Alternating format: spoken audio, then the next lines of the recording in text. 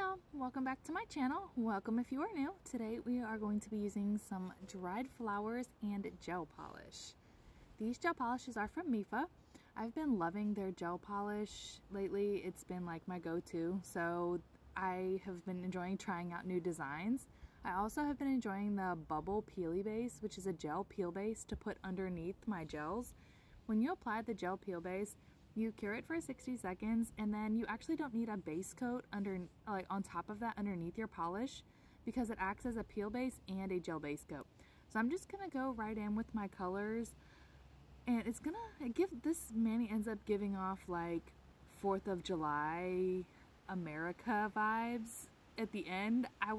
Didn't really pay attention to that while I was doing it, just because while I was in it I was loving how it was going. The palette, I'll have to throw up a picture for you guys that I used. This mani is for the Cards Pick collab that's hosted by Carol Annette.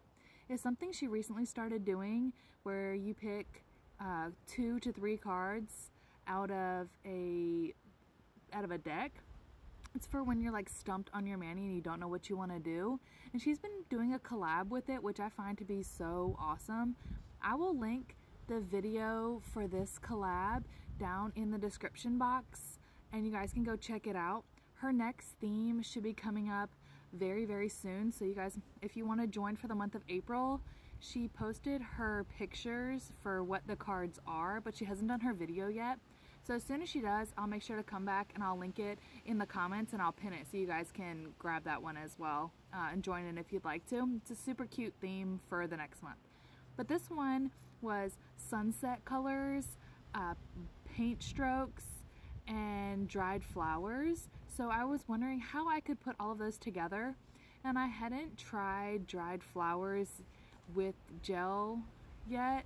So what I did was I just took some out of a dip that I have that has flowers of these colors that match the theme, and I just kind of poured them on and moved them around to where I liked them. And then I was like, you know what? I want to try a paint brush strokes flower.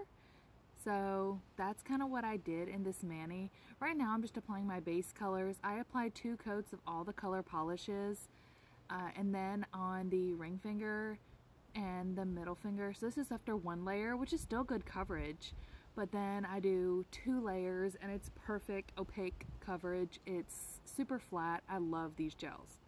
So then I put gel base on, and I put matte top coat on because it's just easier for me to work and draw like paint on a matte top coat. And I ended up actually leaving the nails matte. So what I do, since I was going to be painting, is I put a liquid latex layer so I didn't get any paint on my, or any gel paint on my skin. You really want to try to not get any gels on your skin, but I knew that I was going to be doing paint strokes, so I wasn't quite sure how far off my nail I was actually going to go. So I just wanted to be safe, and while I was waiting for it to dry, I went ahead and put all the colors that I was going to be using on my palette, just so that I could have everything ready while it was drying. Also, I don't think you're supposed to cure your hand with this on it, with the liquid latex on it. It came off, but it wasn't quite as easy as I see all the people do in the videos where you just rip it off in one stroke. It totally didn't happen that way for me. So I don't think you're supposed to cure the liquid latex. So keep that in mind as you're watching this video. I would probably not do that. I would probably use one of those cuticle like sticker things, or like the silicone things that you put around your nail. I probably would not do this again. But back to what I'm doing. I realized that that brush that I was using was a little bit too big for my nail and the design I wanted to do, so I went ahead and I picked a smaller brush. And then this is just, it's abstract. So this is just what I did with it. You know, I just came up with, oh, this looks like a flower, maybe. But it's brush strokes, it's abstract, so this is one of those designs that you literally cannot mess up. I mean, it may look a little weird to you at first, but also with abstract, I always advise just kind of like seeing it through to the end, because sometimes, especially lately, I've been in like a mani rut, you could say, and I've been feeling like midway through that I don't like this.